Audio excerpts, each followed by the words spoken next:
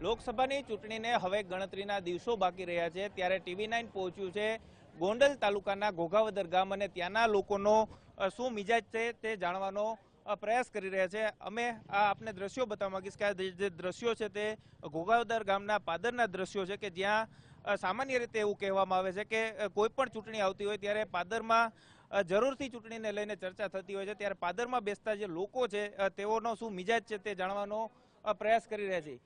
કાકા આપને પૂછવા માંગીશ કે લોકસભાની ચૂંટણી આવી છે, નેતાઓ પ્રચાર માટે નીકળ્યા છે, આપ શું માની રહ્યા છો કયો પક્ષ અત્યારે સૌથી વધુ મજબૂત ગણવામાં આવી રહ્યો છે?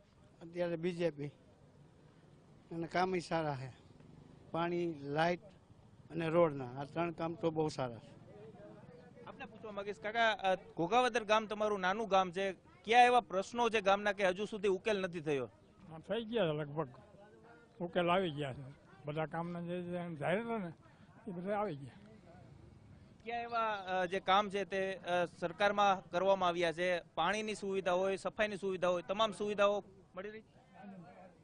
પૂરે પાણીની સુવિધા પૂરેપૂરી એમ તો થાય ને, ચોક્કસ જ વિકાસના કામો થયા છે તેવી વાત કરવામાં આવી રહી છે। શું કહેશો, તમારા ગામના જે ઉમેદવાર છે તે પોરબંદર લોકસભા સીટ ઉપર લડી રહ્યા છે, કેવી સુવિધાઓ આ જે ઘોઘાવદર ગામ છે તેને મળી છે અત્યારે? પાણીની સુવિધા સારી છે ને રસ્તા, રોડ ને બધું કામ ગામમાં થઈ ગયું છે, થાય છે ને રોડ ને બધું સારું છે।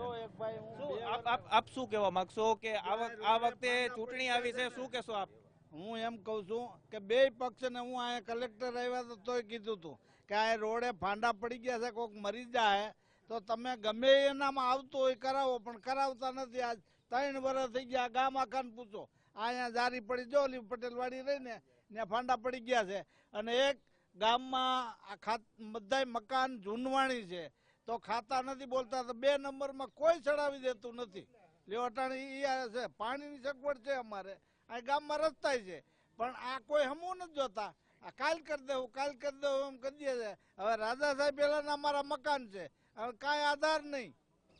ચોક્કસ ક્યાંક ને ક્યાંક લોકોને અનેક સુવિધાઓ નથી મળી તેવા આક્ષેપો થઈ રહ્યા છે। શું કહેશો, આ વખતે મતદાન કરવા જશો કાકા, કયા મુદ્દાઓ એવા ધ્યાનમાં રાખીને મતદાન કરવાના છો? મતદાન વિકાસ થાય એને માટે જ મતદાન કરવાના છે અને કામ કરે એ હારા, બે પક્ષમાં જે કામ કરે એ માણસો હારા। વિકાસના કામોને લઈને મતદાનની વાત આવી રહી છે, શું માની રહ્યા છો કયો પક્ષ આપના માટે બળવાન છે અને આ વખતે વડાપ્રધાન કોણ બનવું જોઈએ, શું દિલથી ઈચ્છો છો? પણ એ તો વડાપ્રધાન જે કામ કરે એવા હોય એ બને એ જ સારું ને, બાકી તો બીજા તો આ વાતું કઈ વ્યાજ જાય શું કામનું?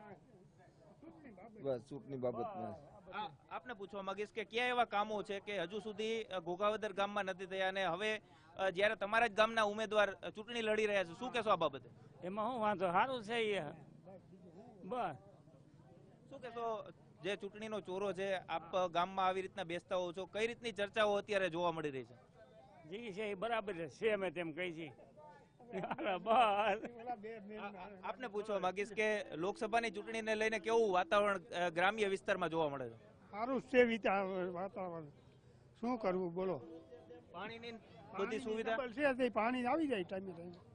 ચોક્કસ જ આ હતા ઘોઘાવદર ગામના લોકો કે જેઓ સ્પષ્ટ માની રહ્યા છે કે જે ભાજપની સરકારમાં તમામ જે વિકાસના કામો છે તે વિકાસના કામો કરવામાં આવ્યા છે। સાથે સાથે જ્યારે લોકસભાની ચૂંટણી આવી છે ત્યારે હવે ક્યાંક ને ક્યાંક મતદારો છે તે પોતાનો જે મિજાજ છે તે અલગ દેખાડે તેવી શક્યતાઓ પણ લાગી રહી છે, કારણ કે જે રીતે ઘોઘાવદર ગામના જે ચોરો છે તે ચોરા પર એક જ ચર્ચા છે કે આ વખતે વિકાસને મત આપવો છે અને હવે મતદારો 23મી જે એપ્રિલના મતદાર કઈ તરફ કરે છે તે પણ જોવું મહત્વનું રહેશે।